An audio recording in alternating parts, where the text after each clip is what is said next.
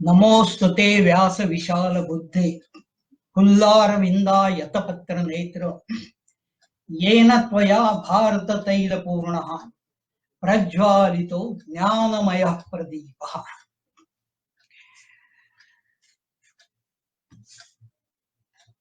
इतिहास प्रबोधन संस्था महापाचोरा एवं भारतीय इतिहास संकलन समिति देवगिरी प्रांत, इनके संयुक्त तत्वावधान में लगभग 48 व्याख्यान इतिहास के संदर्भ में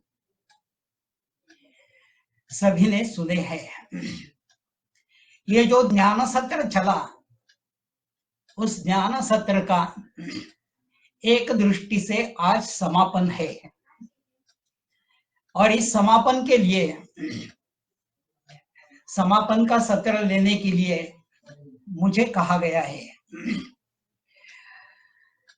हिंदी में मैं इसलिए बोल रहा हूं कि एक तो यह सत्र अखिल भारतीय इतिहास संकलन योजना के महासचिव आदरणीय बाल मुकुंद जी लेने वाले थे, वो नहीं आ सके। कभी होता है ऐसा। मैं स्वयं भी लगभग 9 साल महासचिव था और मुझे अनुभव है कि बहुत बार नियोजित कार्यक्रम में जाना कठिन होता है। तो उनका प्रतिनिधित्व करने के लिए मुझे कहा गया। उनका तो सत्र हिंदी में होना था, तो मैंने सोचा मैं भी हिंदी में बोलूं। दूसरी बात यह है कि केवल महाराष्ट्र में, देवगिरी प्रांत में, खानदेश में इसको सुनने वाले हैं सभी लोग, ऐसा नहीं है। ये ज्ञान सत्र इतना सुंदर था, अच्छा नियोजन भी था और ख्यातनाम वक्ता, इतिहास के अध्यापक, इतिहास के प्राध्यापक, इनका प्रबोधन इस सत्रों में हुआ है। और इसके लिए आपको मैं बता दूं कि केवल महाराष्ट्र में नहीं तो उत्तर प्रदेश में, मध्य प्रदेश में, कर्नाटक में, आंध्र में बहुत लोगों ने इन व्याख्यानों का लाभ उठाया है। अब उनके लिए हिंदी में बोलना ही उचित होता है, इसलिए आज मैंने सोचा कि मैं हिंदी में आपसे बात करूंगा। जो विषय बाल मुकुंद जी रखने वाले थे, विषय तो वही है, थोड़ा मैंने शीर्षक उसका बदल दिया है। उसका कारण भी बताता हूं। उन्होंने जो विषय लिया था वो था भारतीय इतिहास के पुनर्लेखन की आवश्यकता। मैंने इस विषय को थोड़ा परिवर्तित कर दिया है और कहा है कि भारतीय इतिहास के पुनर्रचना की आवश्यकता। पुनर्लेखन और पुनर्रचना, इसमें बहुत अंतर है। इसका कारण यह है, पुनर्रचना नहीं होती, झूठे सिद्धांतों को चैलेंज नहीं किया जाता और अत्याधुनिक साधनों से जो नए सिद्धांत सामने आ रहे हैं, उन सिद्धांतों पर आधारित इतिहास की फिर से रचना नहीं की जाती, तब तक इतिहास का पुनर्लेखन संभव नहीं है। और इसलिए मैंने इस विषय को चुना है। जिन जिन लोगों ने इन सत्रों में सहभाग दिया, उन सभी का मैं मनपूर्वक अभिनंदन करता हूं। इसी प्रकार का प्रबोधन इतिहास में अत्यंत आवश्यक है और इतिहास प्रबोधन संस्था एवं भारतीय इतिहास संकलन समिति देवगिरी प्रांत, इन दोनों संस्थाओं का मैं आभारी हूं कि बहुत अच्छे विषय आप सभी ने इस इतिहास प्रबोधन के संदर्भ में इस निमित्त रखे। अभी आज का जो विषय समापन के दृष्टि से मैं आपके सामने रखने जा रहा हूं, इस विषय के संबंध में अगर प्रारंभ करना है तो ध्यान में आता है कि प्रारंभ में ही मैंने एक श्लोक से इसका प्रारंभ किया मेरे व्याख्यान का। यह श्लोक था व्यास जी के संबंध में, जिन्होंने महाभारत की रचना की, वेदों का भी संपादन फिर से किया, 4 भागों में उसको बांट दिया और ये 5000 वर्ष पूर्व की बात है। भारत का इतिहास हजारों वर्षों का है। हाँ, ये ठीक है कि विश्व में आज सभी लोग यानी विश्व के सभी देश भारत के इतिहास को इस प्रकार से ना जानते हैं ना मानते हैं, ये वास्तव है। भले हम कितने भी ग्रंथ लिखे, भले हम कितना भी प्रचार करें, फिर भी विश्व में आज तो ऐसी स्थिति है कि भारत के इतिहास के संदर्भ में गलत फहमियां ज्यादा प्रकार से है। तो प्रश्न उठता है कि ऐसा क्यों है? तो इसका उत्तर देने में एक क्षण भी विलंब न लगाते हुए हम कह सकते हैं कि हम सभी भारत के लोग, भारत के इतिहासकार यही इसके लिए जिम्मेदार है। लेकिन ये कैसे हुआ, क्यों हुआ? आज हम देखते हैं कि भारत में आज भी जब कोई इतिहास की पुस्तक हम खोलते हैं और पढ़ने लगते हैं तो क्या ध्यान में आता है? जब भी पुस्तक पढ़ते हैं तो ऐसा लगता है कि ये हमारा इतिहास नहीं है, ये भारत का इतिहास नहीं है। क्यों ऐसा लगता है? इतना ही नहीं, तो इतिहास पढ़ने के बाद जो मत बन जाता है, जिसका प्रभाव होता है, वो विचार ये होता है कि ये हमारा इतिहास नहीं, और अगर ये हमारा इतिहास है तो हम भारतीय एक पराजित जाति है। वेदना होती है कहने में, लेकिन कोई भी इतिहास की पुस्तक पढ़ेंगे हम, यहाँ के इतिहासकारों ने लिखी हुई, तो यही प्रभाव सभी के मन पर वो डालते हैं। क्यों होता है ऐसा? और अगर इस प्रकार का प्रभाव उन पुस्तकों से निर्माण होता है तो उसका कारण क्या है, किस कारण ये हुआ है, इसी की खोज मैं अपने व्याख्यान के अंदर आपके सामने रखने वाला हूं। हम जानते हैं कि ब्रिटिशों ने यहाँ पर शासन किया। जब ब्रिटिशों ने शासन किया तब कहा जाता है कि 1757 में 1757 सीई में प्लासी का युद्ध हुआ, और प्लासी के युद्ध के पश्चात कलकत्ता ब्रिटिश शासन का हेडक्वार्टर बना।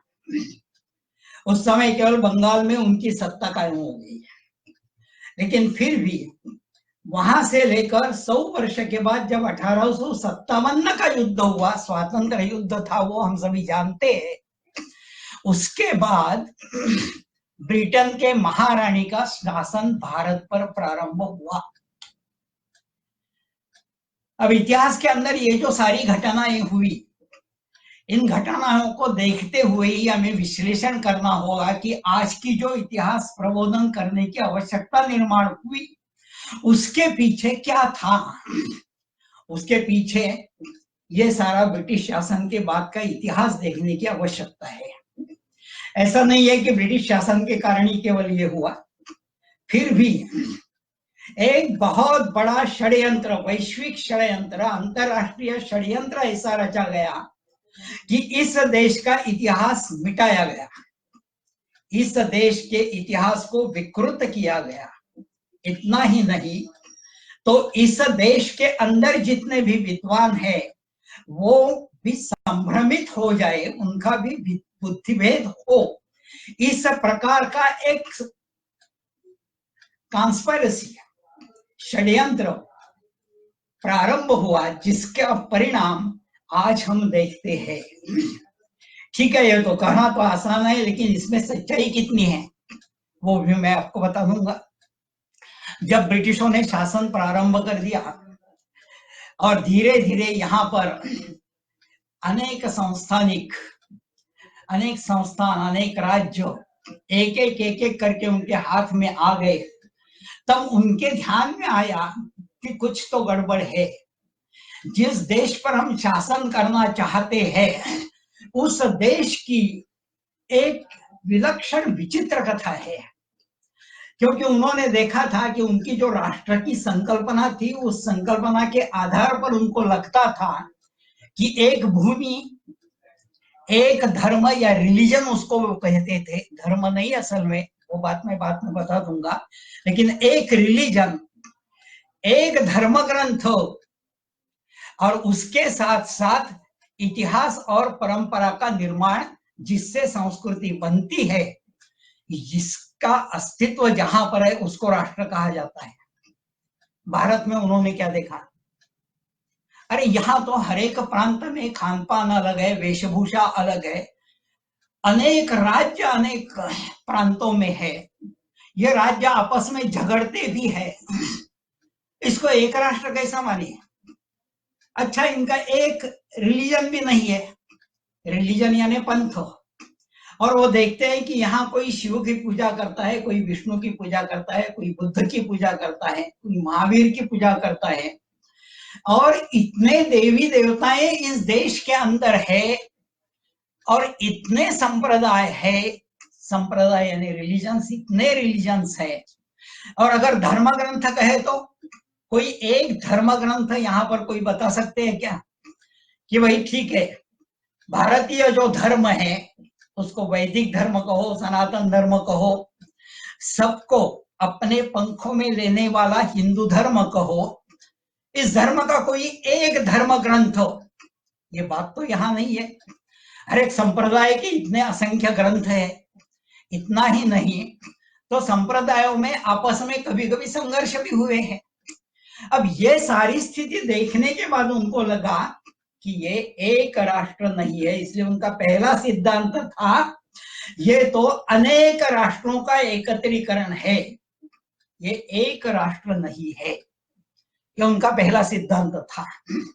और वो स्वाभाविक था क्योंकि वो तो उनकी जो कल्पना थी, यानी फ्रेंच राज्य क्रांति के बाद राष्ट्रवाद का उगम हुआ और उस राष्ट्रवाद के आधार पर यूरोप के सारे राष्ट्रों ने इकट्ठे आकर एक प्रकार से जिस प्रकार की एक हिस्टोरियोग्राफी इस विश्व के अंदर कायम की, उस दृष्टि से ही वो देखते रहे और उनके ध्यान में आ गया कि भारत एक राष्ट्र नहीं है, इट्स ए कॉन्टिनेंट, इसलिए उन्होंने कॉन्टिनेंटल हिस्ट्री कहा भारत के इतिहास को।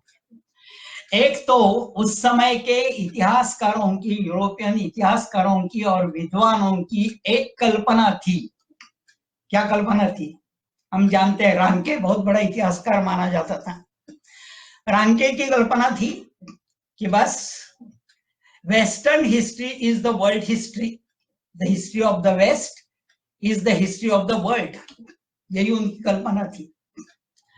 अब हम देखते हैं कि उसके साथ साथ ये सभी पाश्चात्य विद्वान इतने अंधश्रद्ध थे, मैं बहुत जिम्मेदारी के साथ ये विधान कर रहा हूं क्योंकि मैंने इसके परिणाम और इसका इतिहास प्रत्यक्ष ऑक्सफोर्ड और कैम्ब्रिज यूनिवर्सिटी में जाकर देखा है। उनकी कल्पना के कारण भारत देश के इतिहास के बारे में भी उनकी कल्पना यही हो गई थी। और जैसे ये एक राष्ट्र नहीं है, उसके साथ साथ और एक आपत्ति उनके पास थी और आपत्ति में वो फंस गए थे।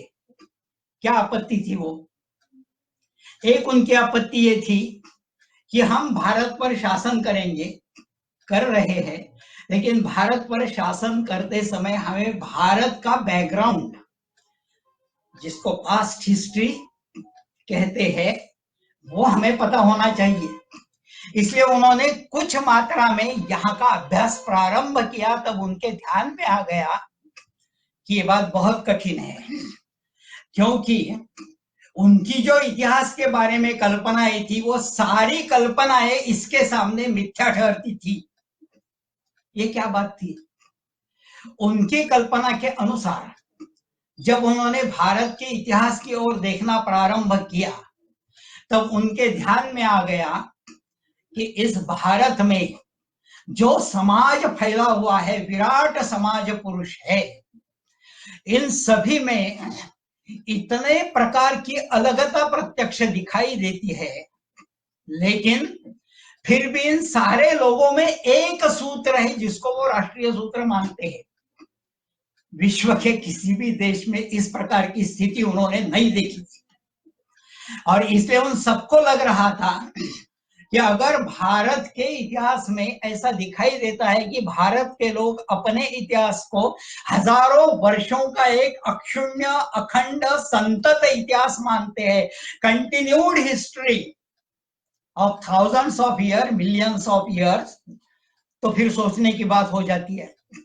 क्योंकि इनके उनके इतिहास की जो सीमा है, जो मर्यादा है, वो उस समय के अंधश्रद्धा क्रिश्चियंस ने निश्चित की हुई थी। क्या मर्यादा थी वो? एक मर्यादा ये थी कि 16th सेंचुरी में अशर नामक एक पादरी ने, जब आयरिश था, वो पादरी था, तो उसने एक घोषणा कर दी कि सृष्टि का निर्माण बाइबल के अनुसार 4004 BCE 23 अक्टूबर सुबह 9 बजे हुई। अब हम समझ सकते हैं कि इसमें, इस प्रकार की घोषणा में किस प्रकार की अवैज्ञानिकता थी, कुछ बताने की आवश्यकता नहीं है कि सारे सृष्टि का निर्माण, ब्रह्मांड का निर्माण केवल 6000 वर्ष पूर्व हुआ, और वो बाइबल में लिखा है। और क्रिश्चियंस अंधश्रद्धा इतने हैं कि अगर बाइबल में लिखा है तो इसके विरोध में अगर कोई भी बोलेगा तो वो सहन नहीं कर देते। हम जानते हैं उनका सारा इतिहास, किस प्रकार से उन्होंने साइंटिस्ट को भी इसी के कारण दंडित किया, विद्वानों को भी इस सिद्धांत के विरोध में जाने की अनुमति नहीं थी। अब वो सोचते थे कि अगर ऐसा है तो भारत का इतिहास लाखों वर्षों का कैसे हो सकता है, ये उनके सामने समस्या थी, वो आपत्ति में फंस गए थे। दूसरी एक बात थी, लेकिन वो प्रामाणिकता से कुछ प्रयास अवश्य कर रहे थे। उनको पता था कि यही के लोगों के आधार पर इतने बड़े राष्ट्र का शासन हम चला सकते हैं, क्योंकि उनकी जनसंख्या भी कम थी, वो 6000 किलोमीटर दूर से आए थे, और यहाँ पर भारत में अपने लोगों को लेकर वो शासन नहीं कर सकते थे, तो यही के लोगों को लेकर शासन करना पड़ेगा। और इसी कारण इस आपत्ति में फंसे हुए उस समय के ब्रिटिश शासन ने बहुत धूर्तता से अपना सारा नियोजन किया था। क्या था वो नियोजन? एक तो यहाँ जो ICS होकर आ रहे थे यहाँ पर शासन करने के लिए, बाद में भारत के लोग भी वहां जाकर ICS होकर यहाँ आने लगे और शासन करने लगे, अपने ही लोग अपने लोगों पर। लेकिन ये लोग आते थे तो उनके लिए हिस्ट्री की आवश्यकता थी, यहाँ के बैकग्राउंड की आवश्यकता थी। उनके लिए उन्होंने जिन पुस्तकों का निर्माण उस समय किया 200 वर्ष के पूर्व, वी सारी इतिहास की पुस्तकें आज फेंक देने लायक है, लेकिन वही सिद्धांत हमारे नए इतिहासों में भी वही लिखे जाते हैं। ये हमारा दुर्भाग्य है। लेकिन जब उन्होंने ये प्रारंभ किया था, आप देखो कितनी धूर्तता से सारा कुछ उन्होंने किया है। अभी मैंने आपको बताया कि 1757 बंगाल के अंदर सत्ता उनकी हो गई है, और 1774 में उन्होंने सर विलियम जोन्स को भेजा। यह जज था, लेकिन विद्वान था, उसने संस्कृत का अध्ययन भी यहाँ पर किया। इसके पहले वो ईरान के अंदर था, वहां डेविस्तान नामक एक पर्शियन पुस्तक उसके हाथ में आई थी, जिसमें भारत के इतिहास के संदर्भ में अनेक प्रकार से इंफॉर्मेशन थी, वो उसने प्राप्त की थी। यहाँ आने के बाद देखो 1774 में वो यहाँ आया, 1784 में रॉयल एशियाटिक सोसाइटी की स्थापना हुई। अब उसका सारा इतिहास बताना ये मेरा उद्दिष्ट नहीं है, केवल मैं कुछ उल्लेख करता जाऊंगा, क्योंकि अपने सीमित समय में सभी बातें आपके सामने मैं नहीं रख सकता, लेकिन उसके लिए बहुत सा लिटरेचर उपलब्ध है पूरी तरह का। जैसे रॉयल सोसाइटी का मैंने उल्लेख किया, उसके बाद 75 वर्ष बाद 1800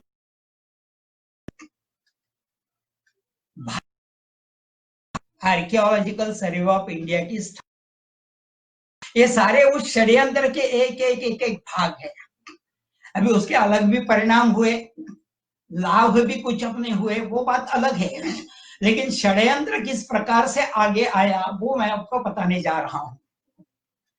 अभी जब रॉयल एशियाटिक सोसाइटी में विद्वानों की चर्चा होने लगी, संस्कृत विद्वान भी वहां पर आने लगे, पर्शियन विद्वान भी वहां पर आने लगे, भारत के भी विद्वान वहां पर आने लगे।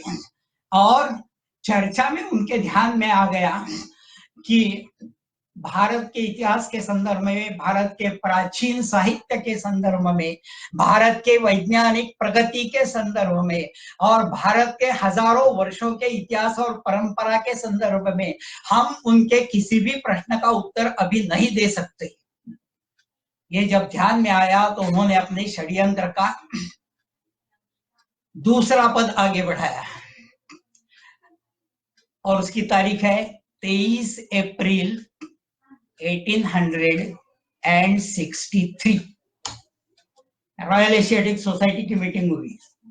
इस मीटिंग में इसका ऊहापोह किया गया, विश्लेषण किया गया और निश्चित किया गया कि कुछ सूत्र ऐसे रखे जाए कि इस सूत्र के आधार पर इस राष्ट्र को क्रिश्चियन बनाया जा सकता है, यहाँ पर अंग्रेजी शिक्षण प्रारंभ हो सकता है और इतिहास के साथ जो ये जुड़ गए हैं उनके, और इनकी जो जड़ है प्राचीन इतिहास की, प्राचीन साहित्य की, प्राचीन धर्म की, परंपराओं की और इतिहास की, उस जड़ से उनको तोड़ने की आवश्यकता है। इस दृष्टि से यहाँ पर हमें कार्य करना होगा और वो काम उन्होंने कर दिया।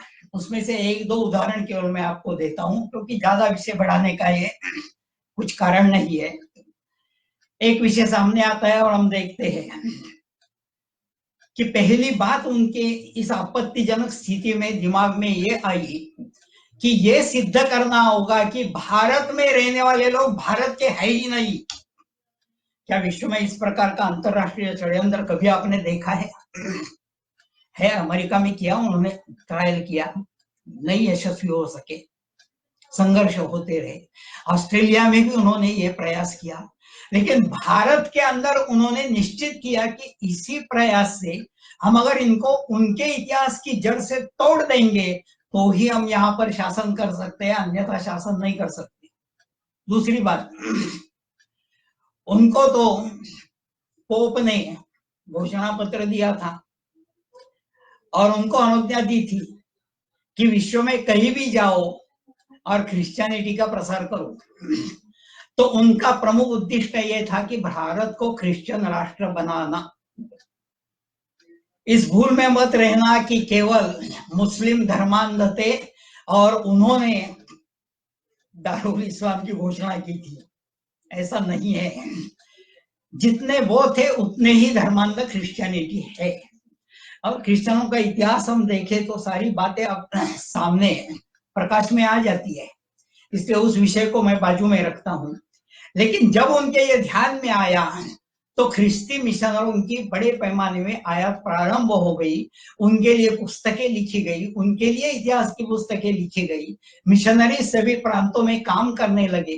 लेकिन उनके एक ध्यान में आ गया कि यहाँ के जो जड़ है धर्म की, वो उनके प्राचीन ग्रंथों में है। और जैसा हम कहते हैं कि आज भी हम वेदों के मंत्र पर विश्वास करते हैं, वेदों के मंत्र आज भी भारत में सभी जगह पर गाए जाते हैं। तो वेद इनके प्रमुख धर्म ग्रंथों में उन्होंने गिना दिया और उन्होंने निश्चित किया कि जब तक वेद पर इनकी श्रद्धा है तब तक इनको हम उनके जड़ से उखाड़ नहीं सकते।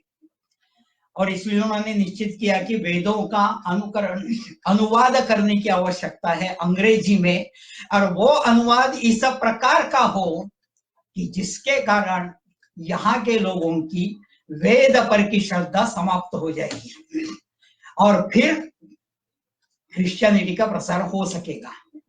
दूसरी एक बात यह है कि अगर यहाँ के लोगों को अंग्रेजी पद्धति का शिक्षण दे दिया तो उस शिक्षा से ये लोग काले इंग्रज बन जाएंगे।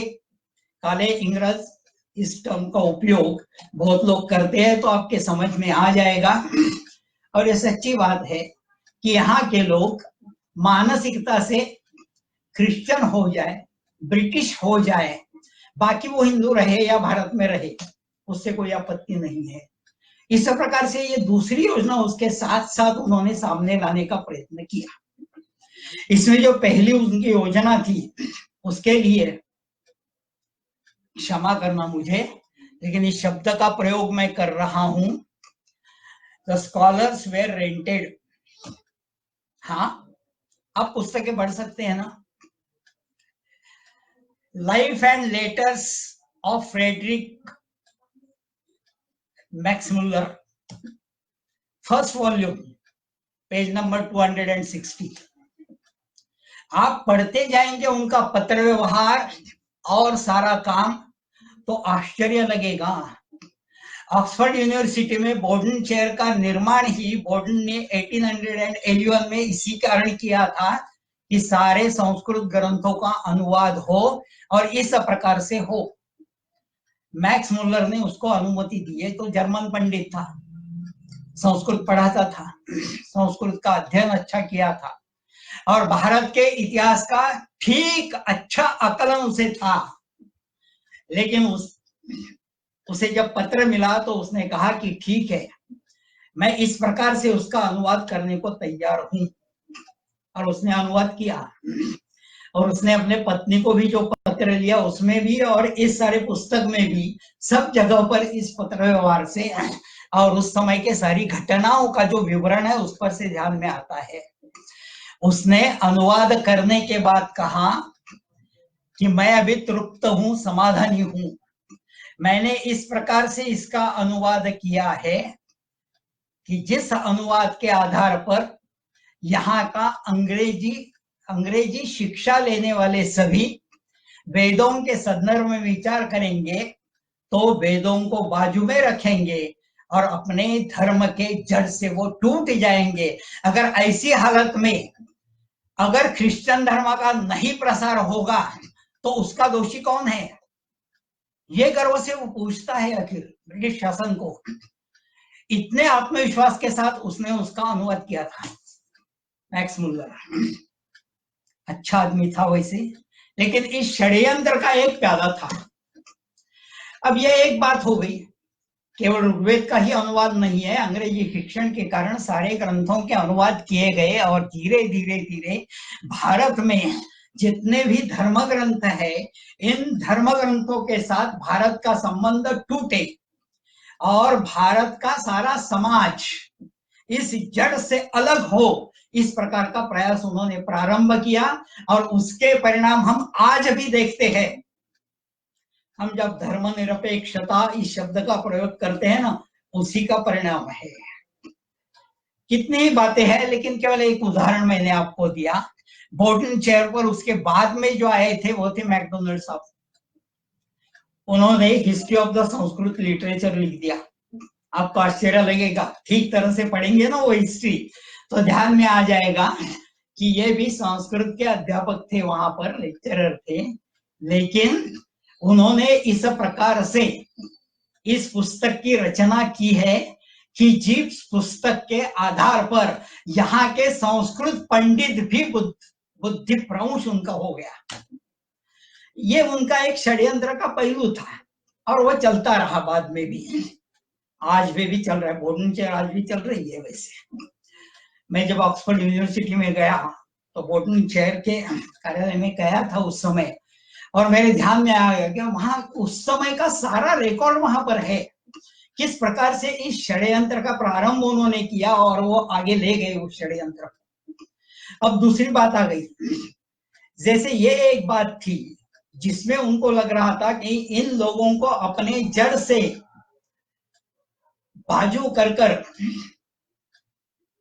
ये इस प्रकार का सिद्धांत प्रस्थापित करना चाहते थे कि भारत के अंदर भारत के लोग बाहर से आए हैं। अब ये कैसे प्रस्थापित करना, थोड़ा पीछे जाना पड़ेगा। 1532 BC CE 1532 सन की बात है। एक फिलिप्पो ससेत्ती नाम का इटालियन ट्रेडर, व्यापारी गोवा के अंदर आया था। पोर्तुगीजों का राज था। गोवा के अंदर आने के बाद 5 साल वो वहां पर था और उसके ध्यान में आ गया कि अरे यहाँ की जो भाषा है, इस भाषा का संबंध अपने यूरोपियन भाषाओं के साथ दिखाई देता है। कौन सी यूरोपियन भाषा है? लैटिन, फ्रेंच, इंग्लिश, जर्मन, इन सारे भाषाओं के साथ उसका संबंध दिखाई देता है। अब यह संबंध प्रस्थापित भी हुआ है और हम मानते हैं कि संस्कृत भाषा से इन सारे भाषाओं को उद्गम हुआ है। उन्होंने उल्टा सिद्धांत तो उस समय रखा क्योंकि उनको ये स्थापित करना था यहाँ पर कि भारत में भारत के लोग ही बाहर से आए हैं, लेकिन ऐसा तो स्थापित नहीं कर सकते। तो उसके लिए बाद में बहुत कालखंड गया, क्योंकि इसने जब एक पुस्तक लिखी फिलिप्पो ससेट्टी ने, तो 100 साल तक उसको किसी ने देखा ही नहीं। उसके बाद एक कॉन्फ्रेंस में उसकी पुस्तक के आधार पर एक ने पेपर पढ़ा और धीरे धीरे सभी का लक्ष्य, सभी का ध्यान उसकी तरफ गया। अब ये प्रॉपर समय था रॉयल एशियाटिक सोसाइटी के लिए कि बस उस सूत्र को पकड़ना चाहिए। और उस समय थॉमस करके जो विद्वान था, उस विद्वान ने आर्य और द्रविड़ इन दो शब्दों के ऊपर कार्य प्रारंभ किया। अभी हम तो जानते हैं कि आर्य शब्द मूलतः एक गुण विशेषण है, एडजेक्टिव है। हे आर्य, इसका मतलब है श्रेष्ठ पुरुष, है सुसंस्कृत पुरुष, यही होता है। वो वंशवाचक, रेशियल इस प्रकार का शब्द नहीं है। ऋग्वेद में 36 बार वो शब्द आता है, कहीं पर भी वो वंशवाचक नहीं है। आगे भी कहीं पर भी पुराणों में, महाभारत में जहां जहां पर शब्द आता है वो वंशवाचक शब्द नहीं है। उन्होंने बड़े प्रयास से इसको वंशवाचक शब्द ठहराया। और मैक्स मुलर को भी एक काम चाहिए था, तो मैक्स मुलर ने इस आर्य शब्द को भारत के लोगों के साथ जोड़ दिया कि ये आर्य वंश है। बाद में उसके ध्यान में आया कि ये ठीक नहीं है, लेकिन बाद के सिद्धांत को किसी ने पूछा नहीं, उसने एक बार कह दिया। तो भारत के लोग कौन है? आर्य है। और भारत के लोग आर्य है, लेकिन आर्य कैसे थे उनका वर्णन है सारा कुछ। तो ये आर्य अगर है तो आर्य के जैसे दिखाई तो नहीं देते। क्यों? इसका कारण है, उन्होंने कहा कि भारत में एक आर्य है और दूसरी जाति अनार्य है। आर्य और अनार्य इन दोनों शब्दों का अर्थ जिस प्रकार से अपने सारे प्राचीन साहित्य में और इतिहास के अंदर आता है, वो छोड़कर उन्होंने आर्य यानी सुसंस्कृत नहीं, आर्य यानी जो बाहर से भारत में आए, और अनार्य जो मूल यहाँ पर रहते हैं, इस प्रकार से उन्होंने एक सिद्धांत प्रस्तावित किया, आर्य अनार्य सिद्धांत। इस थॉमस ने अनार्यों के लिए द्रविड़ शब्द का प्रयोग किया। अब ये द्रविड़ शब्द क्या है? द्रविड़ वंशवाचक शब्द नहीं है, यह देशवाचक शब्द है। लेकिन फिर भी उन्होंने द्रविड़ भाषाएं, द्रविड़ देश, वैसे द्रविड़ वंश, मानव वंश शास्त्र का बहुत बोलबाला उस समय था नहीं।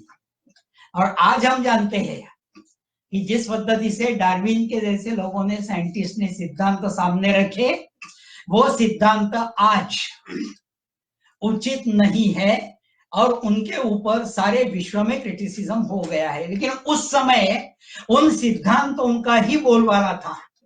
इन सारे सिद्धांतों के आधार पर उन्होंने एक विषय रखा कि देखो, German, French, Italian, Latin, Greek, इन सारी भाषाओं और उसके साथ संस्कृत भाषा, इनमें जो समानता दिखाई देती है, इसका एक अर्थ यह है कि इस प्रकार की समान भाषा बोलने वाला एक जन समूह मध्य एशिया में कहीं पर रहता था। और वहां से ये लोग सभी जब निकले, तब कुछ जन समूह जर्मनी में गए, कुछ इंग्लैंड में गए, कुछ फ्रांस में गए, ग्रीस में गए, और एक जन समूह, उसको उन्होंने नाम दिया इंडो आर्यंस, यूरोपियन आर्यंस। और एक समूह वहां से निकला, वो ईरान के मार्ग से भारत के अंदर आ गया। कैसी कैसी बातें होती रही देखो। वहां से निकलकर वो भारत में आ गए, और वायव्य दिशा से भारत में आने के बाद उन्होंने देखा कि यहाँ पर सारे द्रविड़ सभ्यता है, करोड़ों लोग द्रविड़ वंशी है। ये उनका सिद्धांत है कि उत्तर प्रदेश में, पंजाब में सारे द्रविड़ वंशी रहते थे। और फिर आर्यों ने आक्रमण किया और उनको वहां से हकाल दिया, और करोड़ों की संख्या में ये द्रविड़ लोग आंध्र, कर्नाटक, तमिलनाडु में जाकर बसे, और ऊपर का सारा हिस्सा आर्यों ने कब्जा कर लिया उस पर। कल्पना, लेकिन ये उन्होंने किया है। और दुर्भाग्य से हमारे यहाँ के विद्वान आज भी कुछ मात्रा में इस प्रकार के मूर्खतापूर्ण सिद्धांत पर विश्वास रखते हैं। मुझे क्षमा चाहता हूं कि कभी कभी मैं थोड़ा कठोर शब्दों का प्रयोग कर रहा हूं, लेकिन जिस प्रकार का ये षड्यंत्र था सारे भारतवासियों के विरुद्ध में, उसके सामने इस प्रकार के शब्दों का उपयोग अगर मैंने किया तो मुझे लगता है कि मुझे क्षमा करनी चाहिए। तो एक बार आर्यन एग्रेशन का, इन्वेजन का सिद्धांत रखने के बाद पूरे भारत के इतिहास की रचना का उन्होंने वो ध्रुव तारा निश्चित कर दिया, और उसके आधार पर भारत के इतिहास की रचना प्रारंभ हुई। इसलिए मैंने कहा कि भारत के इतिहास की पुनर्रचना की आवश्यकता है। इन सिद्धांतों को एकेडमिक और इंटेलेक्चुअल लेवल पर चैलेंज हो रहा है, होता रहा है। आज उस सिद्धांत को मानने वाले बहुत लोग कम हो रहे हैं, लेकिन भारत के विद्वानों में जिस प्रकार का 150-200 वर्षों के अंग्रेजी शिक्षा का विष एक दृष्टि से कायम किया गया, इसके कारण भारत में ये हमें दिखाई नहीं देता। तो आवश्यकता है कि सारे विद्वानों को भी इस बुद्धि भ्रंश से बचाने की आवश्यकता, एक मानसिकता बदलने की आवश्यकता हमें इसमें दिखाई देती है। अब जब उन्होंने आर्यन प्रॉब्लम का सिद्धांत सामने रखा, आर्यन इन्वेजन के आधार पर भारत के इतिहास की रचना की, तो उत्तर भारत और दक्षिण भारत, आर्य और अनार्य, फिर जो जंगल में रहते हैं, जो इस समाज के साथ कायम मिले जुले थे, वो आदिवासी यानी पहले यहाँ पर थे, ये सभी बाहर से आए। इस प्रकार के मनगढ़ंत, केवल कल्पना देने वाले काल्पनिक ऐसे सिद्धांतों के आधार पर भारत के इतिहास की रचना की है। आवश्यकता है कि पुनर्रचना करें, तभी इन सिद्धांतों को हम दूर कर सकते हैं। दूसरी बात है, उन्होंने भारत में आने के बाद देखा था कि भारत का जो प्राचीन इतिहास है, उस प्राचीन इतिहास पुराणों में है, रामायण में है, महाभारत में है, और इन सारे ग्रंथों में जो इतिहास है, उस इतिहास पर यहाँ के लोगों का विश्वास है, दृढ़ विश्वास है। क्यों? अरे हजारों साल से ये इतिहास चलता आया है ना। छोटी सी बात है, थोड़े में मैं उसका वर्णन करता हूं। महाभारत के बाद जिस समय परीक्षित का राज था, और हम जानते हैं कि परीक्षित को शाप मिला था, शौनक मुनि के पुत्र ने दिया था, और शाप देने शमीक ऋषि के पुत्र ने दिया था, और इस शाप के कारण 8 दिन के अंदर तक्षक ने प्रतिज्ञा की थी, नागों का राजा, जिस तक्षक को खांडव वन में तक्षक की माताजी और उसकी बहन जिनकी मृत्यु उस खांडव वन में पांडवों के कारण, अर्जुन के कारण हो गई थी, तो उस वंश के परीक्षित को अभी तक मैं कुछ नहीं कर सका, मैं अवश्य मार दूंगा। और फिर हम जानते हैं कि बहुत बेचैन था, अस्वस्थ था परीक्षित, कुछ कर नहीं सकता था। ऐसी स्थिति में शुक मुनि वहां पर आए, और शुक मुनि ने कहा कि अस्वस्थ मत होना, जो नियत ये है, जो घटना घटेगी उसको हम दूर नहीं कर सकते, अपने मन को संभालो, और मैं तुम्हें मन की शांति देने वाला मंत्र बताता हूं। और 7 दिन उन्होंने भागवत उनको बताया। तो भागवत सप्ताह कब से शुरू हो गए? भारतीयों की श्रद्धा है कि हजारों वर्षों के पूर्व भागवत सप्ताह देश में प्रारंभ हो गए। आज भी गांव गांव में भागवत सप्ताह चलते रहते हैं। ये कहने का उद्देश्य मेरा इतना ही था, वो मैं अब बताता हूं। भागवत ग्रंथ के समाप्ति के बाद शुक मुनि ने राजा परीक्षित को कहा कि हे परीक्षित, ये मत समझना कि मैंने तुझे जो कुछ बताया वो वाणी का विलास है या उच्चतर साहित्य है। नहीं, मैंने तुझे 197 करोड़ 29 लाख और लगभग 150 वर्षों का तुम्हारे पूर्वजों का इतिहास तुम्हें बताया है। अरे भागवत की ओर इस दृष्टि से देखना पड़ेगा, पुराणों की ओर इस दृष्टि से देखना पड़ेगा। ये जो त्रियुग है ना, त्रियुग की कल्पना यानी अश्मयुग, लोह युग, ये तो 19वीं सेंचुरी में सामने आ गई, विश्व के सामने आ गई। उसके पहले इन सभी के प्राचीन इतिहास क्या कहते थे? यही कहते थे ना। लेकिन भारत के अंदर इस प्रकार से इस समय उन्होंने जो निश्चित कर दिया था वो ये था कि अगर करोड़ों वर्षों का इतिहास ये मानते हैं तो इनकी जो क्रोनोलॉजी है ये हमारे लिए सबसे बड़ा धोखा है। Ancient Indian chronology was the greatest threat to the biblical chronography, और ये निश्चित था।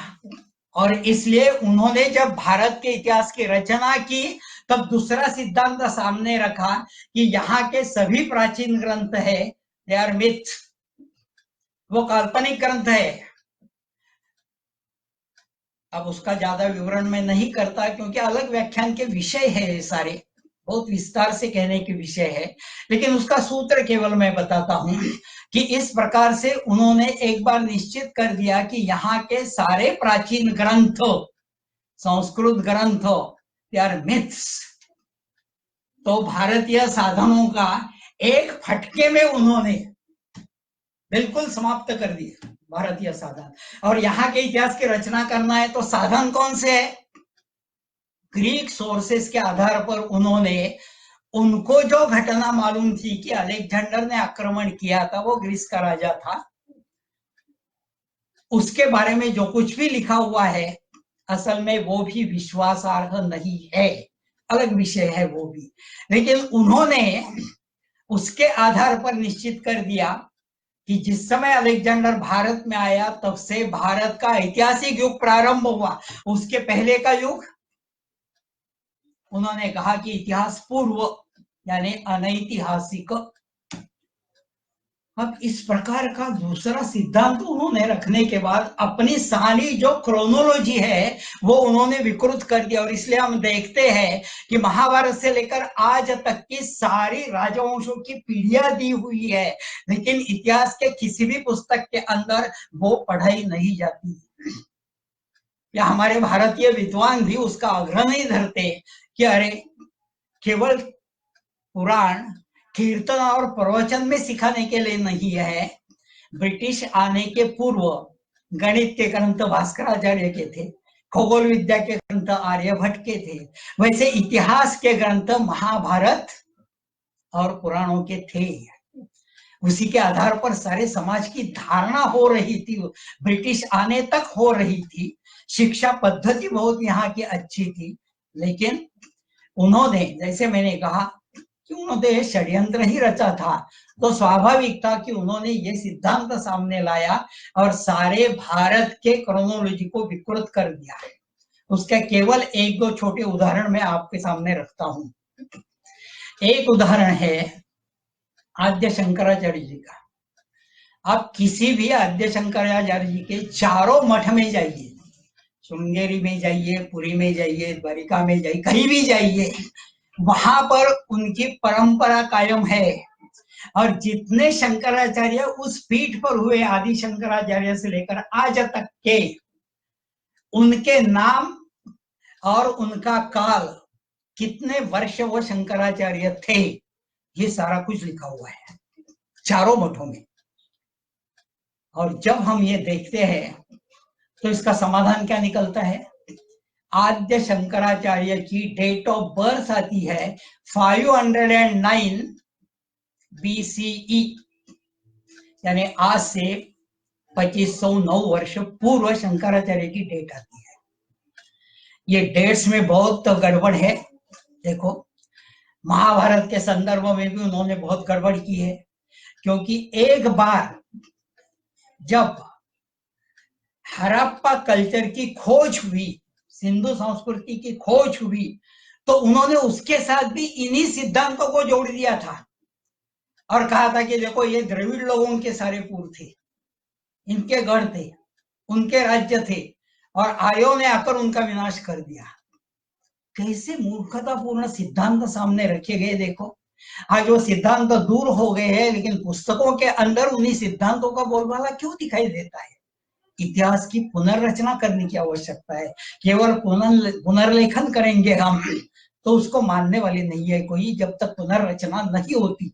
गलत सिद्धांतों के आधार पर जिस इतिहास की रचना हुई है, उन गलत सिद्धांतों को एरेडिकेट करके, बाजू करके, वैज्ञानिक सिद्धांतों के आधार पर इतिहास की पुनर्रचना, ये आज की आवश्यकता है। 2001 में date of Shankaracharya, date of Gautam Buddha और डेट ऑफ आर्य चाणक्य, इनके ऊपर अंतरराष्ट्रीय सेमिनार हुआ था। दलाई लामा ने भी अपने 2 प्रतिनिधि वहां पर भेजे हुए थे। अभी आपको धक्का लगेगा, लेकिन हम इतिहास के अभ्यासक हैं। इतिहास का प्रबोधन करने वाले और स्वयं का भी प्रबोधन करने वाले अगर है, तो इसमें किसी भी पॉलिटिकल या सोशल चश्मे का उपयोग नहीं करना।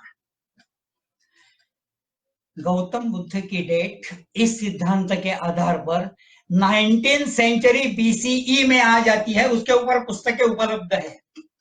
उस सेमिनार के संदर्भ में भी बहुत से जो थीसिस आए थे वो उपलब्ध है। उस समय सौभाग्य से इतिहास संकलन योजना के कार्यकर्ता दलाई लामा जी को मिलने गए थे और उनके साथ बात भी हुई थी। तो उन्होंने कहा कि बहुत अच्छी बात है, हम चाहते हैं कि अगर ऐसी बात है तो इतनी प्राचीनता अगर तथागत की है तो उसको सिद्ध करने के लिए आप अवश्य प्रयास कीजिए, जितनी सहायता आपको चाहिए हम देंगे। और उनके प्रस्ताव डेट ऑफ बुद्धास, ये जो पुस्तक है इतिहास संकलन योजना ने प्रकाशित की, श्री राम जी साठे ने लिखी हुई है, और उसमें ये सारे सिद्धांत डाल दिए गए हैं। तो इस प्रकार के उदाहरण मैंने इसलिए दिए कि क्रोनोलॉजी को ठीक करने के लिए कितना सोचना पड़ेगा हमें। अब ये सारा सोचना और इस प्रकार का अध्ययन क्या पाश्चात्य लोग कर सकते हैं? उन्होंने जो कुछ कर दिया है उसको साइड में करके इस प्रकार के सिद्धांतों को अगर हमको कायम करना है तो कितने प्रयास करने पड़ेंगे इतिहास की पुनर्रचना के लिए। इतनी सीधी बात नहीं है। वो सारे विद्वानों को इकट्ठे आकर बहुत प्रयास करने पड़ेंगे ये सारा सिद्ध करने के लिए। और हाँ, आर्कियोलॉजी का सहारा लेकर भी इसको हमें सिद्ध करना पड़ेगा। सिद्ध कर सकते हैं, ये हमारा विश्वास है। मैं स्वयं भी आर्कियोलॉजिस्ट। द्वारिका का उत्खनन हुआ ना, फिर भी कहेंगे द्वारिका नहीं थी कृष्ण की। अब वो भी एक स्वतंत्र व्याख्यान का विषय छोड़ देते हैं, लेकिन क्रोनोलॉजी के संदर्भ में इस प्रकार से सबका सब कालक्रम भारत के इतिहास का ठीक करने की आवश्यकता है। ये 2 प्रमुख मुद्दे हुए। तीसरी एक बात है इसके साथ साथ, तीसरी बात ये है कि जो इतिहास लिखे गए हैं, जैसे मैंने अभी कहा कि पाश्चात्य मॉडल्स जो है उसी के आधार पर इतिहास की रचना और इतिहास का लेखन। हिस्टोरियोग्राफी का अर्थ इतिहास शास्त्र नहीं होता। हिस्टोरियोग्राफी इसका अर्थ होता है इतिहास लेखन। जो इतिहास लेखन उन्होंने किया, जिसकी प्रेरणा दी, वो इतिहास लेखन जिस पद्धति से किया गया है उसकी तरफ अगर हम इस दृष्टि से देखेंगे तो ध्यान में आएगा कि मूलतः इतिहास लेखन की प्रक्रिया ही जिस रचना के आधार पर की, उस रचना की पुनर्रचना करने की आवश्यकता है, जो अपने व्याख्यान का आज का विषय है। अब तीसरी बात उनके ध्यान में आ गई कि पाश्चात्य पद्धति के जिस प्रकार से इतिहास लिखा गया उस प्रकार से भारत का इतिहास लिखेंगे। तो उन्होंने एक, मैंने कहा कि प्री हिस्ट्री और हिस्टोरी, ये उन्होंने कह दिया। फिर और एक शब्द सामने आ जाता है, प्रोटो हिस्टोरी। अम्बरीश, प्रहलाद, हरिश्चंद्र, अभी इन सारे राजाओं का इतिहास किसमें आता है? वो पढ़ाया ही नहीं जाता, क्योंकि उनको राजा मानते ही नहीं, वो मिस मानते हैं ना सभी। अरे सारी वंशावली, हजारों राज्यों की वंशावलियां काल्पनिक कैसे हो सकती है? और कितना प्रतिभाशाली होगा इस प्रकार की केवल कल्पना करके हजारों वर्षों का इतिहास कोई लिख रहा है। जस्ट इमेजिन, ऐसा हो सकता है क्या? और वो परंपरा आज तक कायम है ना। हरिश्चंद्र के वंशज कहलाने वाले लोग भारत में आज भी है, प्रहलाद के वंशज कहलाने वाले हैं। अरे व्हाट्सएप देखो, जब से राम मंदिर बनना शुरू हो गया ना, तो मैं रामवंशी इस प्रकार से उस पर पोस्ट डालने वाले लोग आगे आ रहे हैं, और वो मानते हैं कि हम इक्ष्वाकु के वंश के ही है, रामवंशी ही है। अब इस प्रकार से सलगता से जहां पर इतिहास दिखाई देता है, उस इतिहास को उनको नष्ट करना था पूरी तरह से, और इसलिए उन्होंने हिस्ट्री, प्री हिस्ट्री, इस प्रकार से उसका विभाजन किया। और ऐतिहासिक काल का विभाजन प्राचीन, मध्ययुगीन और अर्वाचीन काल में किया। Ancient, medieval and modern. What is this model? इसका मॉडल है ये। अरे ये यूरोपियन हिस्ट्री का मॉडल है। मध्य युग के उन्होंने उस प्रकार का मध्य युग, तो स्वाभाविक था कि उन्होंने इस मॉडल रखा, इसलिए कि इतिहास की रचना करते समय उन्होंने ये ध्यान में रखा कि एंशंट हिस्ट्री कहेंगे तो ये हिंदू हिस्ट्री, मेडिवल हिस्ट्री यानी मुस्लिम हिस्ट्री, और मॉडर्न हिस्ट्री यानी ब्रिटिश हिस्ट्री। हम वही सीखते हैं ना आज, सारा इतिहास वही सीखते हैं। सातवाहनों की हिस्ट्री हम नहीं पढ़ते पूरी। 100 मार्क का पेपर, 100 गुणों का पेपर सातवाहनों के लिए नहीं होता, लेकिन मुगल के लिए होता है, जो 150-200 साल तक ही राज कर रहे थे दिल्ली पर। उनके लिए 100 गुण का एक पेपर होता है यूनिवर्सिटी में भी। अरे ये कैसी विडंबना है, 450 वर्षों तक सातवाहन राज्य कर रहे थे। पल्लव वंश 800 वर्षों तक ये वंश राज कर रहा था। हमारे पूर्वजों का इतिहास नहीं है क्या ये? केवल उत्तर में दिल्ली सेंटर इस प्रकार का इतिहास था। उसी इतिहास को ब्रिटिशों ने मान्यता दी, ब्रिटिश चले गए, लेकिन हमारे शासन ने भी उसी को मान्यता दी। ये हमारा दुर्भाग्य है। लेकिन इसका एक कारण है, इसका एक कारण यह है कि पुनर्रचना इतिहास की नहीं हुई, और इसलिए पुनर्लेखन भी नहीं हो सका। तो आवश्यकता है कि भारत के हजारों वर्षों के उज्जवल इतिहास की इस प्रकार से पुनर्रचना करनी पड़ेगी, तब इतिहास का पुनर्लेखन स्वाभाविक और संभव होगा। तब तक नहीं कर सकते, क्योंकि आज हम फिर से पुनर्लेखन करना शुरू कर देंगे तो वही बात होगी ना, सम्राट अशोक, चंद्रगुप्त, चाणक्य, उनका काल ऐतिहासिक काल, और फिर उसके पीछे का सारा काल जिसमें इतने हजारों राजवंश आते हैं और एक उज्जवल इतिहास आता है जो विश्व के इतिहास के साथ जुड़ा हुआ है, पुराणों के आधार पर, महाभारत के आधार पर, कि जहां पर हमें विश्व के इतिहास के भी अनेक सूत्र मिल जाते हैं, और विश्व के इतिहास के लिए भी ये सोर्सेस है हिस्ट्री के, उसका उपयोग हम नहीं कर सकते। जब तक पुनर्रचना नहीं होती तब तक वो उनको मिथ ही समझते रहेंगे ना। ये मिथ नहीं है, ये हमें सिद्ध करना पड़ेगा। और हर एक ग्रंथ का ऐतिहासिक मूल्य देखकर और हजारों वर्षों की परंपरा, संस्कृति और इतिहास को देखकर हमें ये सिद्ध करना पड़ेगा, और इन सिद्धांतों के आधार पर इतिहास की पुनर्रचना करनी पड़ेगी। चौथी बात है, वो कहकर मैं समाप्त करता हूं, क्यों ऐसी बहुत सी बातें हैं कि ये सारी बातें देखकर, इन बातों पर देखकर ही हम इतिहास की पुनर्रचना कर सकते हैं। वो बात ये है कि भारत के अंदर इस प्रकार से जो जो विकृत सिद्धांत रखे गए, इन सिद्धांतों को दूर करके पुनर्रचना हम कर सकते हैं। उसमें और एक सिद्धांत सामने आ जाता है कि भारत का इतिहास ही नहीं, फिर क्या इतिहास है? मुस्लिमों का इतिहास है, ईरानियों का। अरे ईरानी आक्रमण का इतिहास हम पढ़ाते हैं तो कुछ तो सोर्सेस मिलने चाहिए ना। हम इतना ही पढ़ाते हैं फर्स्ट ईयर को या सेकंड ईयर को, जब एंशिएंट हिस्ट्री पर लेक्चर देते रहते हैं। कभी हमने सोचा कि 100 वर्ष ईरानियों का राज था, पंजाब और सिंध में उनका राज था, उसके परिणाम भारत पर हुए। क्या परिणाम हुए? किन राजाओं के आक्रमण हुए, कौन सेनापति थे, उनके साथ किसका संघर्ष हुआ? अरे पुराणों में ईरान के आक्रमण का ही छोड़ दो, अलेक्जेंडर के आक्रमण का और उसके नाम का भी कुछ भी उल्लेख नहीं है। क्यों नहीं है? अरे आपकी ही कल्पना से पुराण बाद में लिखे गए, ऐसा आप कहते हैं ना, अलेक्जेंडर के आक्रमण के बाद ही वो लिखे गए, वो गुप्त साम्राज्य के अंदर लिखे गए, ऐसी कल्पना उनके सामने रखी जाती है। पुराणों में जो भी एडिशन हुई है वो बात है, लेकिन पुराणों के बारे में उन्होंने एक बार अगर मिथ कहा, इसका कारण ये था कि उनके संदर्भ पुराणों में मिलते नहीं, क्योंकि पुराणों की दृष्टि से इनके आक्रमण और इनका इतिहास, इसका कोई मूल्य नहीं है। और हम अलेक्जेंडर और ग्रीक का मूल्य मानते हैं। किसके आधार पर? ग्रीक सोर्सेस के आधार पर। ये थोड़ी विचार करने लायक बात है।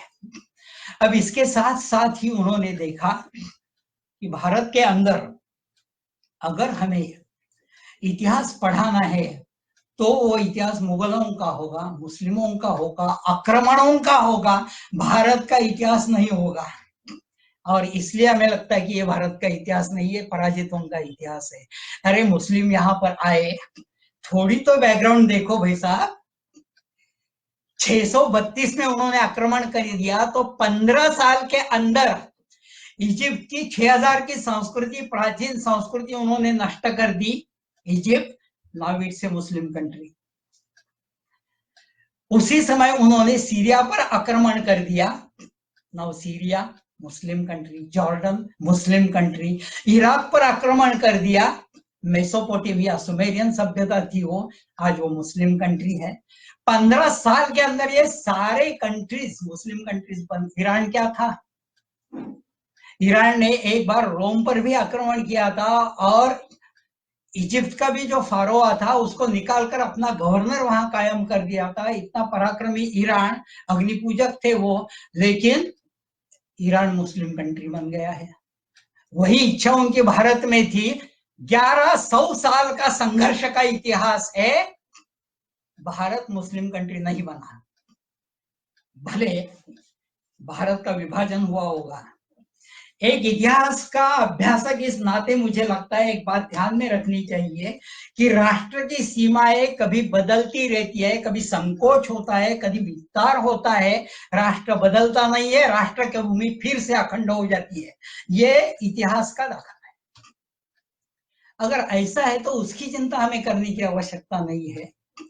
जब भी ये संघर्ष हुए, शकों के साथ का संघर्ष 500 साल का युद्ध था, हुणों के साथ का संघर्ष, जिसका हमें आर्कियोलॉजिकल एविडेंस मिलता है कि जब स्कंदगुप्त के साथ संघर्ष हुआ हुणों का, विदिशा में जाकर वो अपने सामने वो बोर्ड आ जाता है, आर्कियोलॉजिकल एविडेंस प्राप्त होता है। हुणैर्यस्य समागतस्य समरे दोर्भ्याम धरा कंपिता।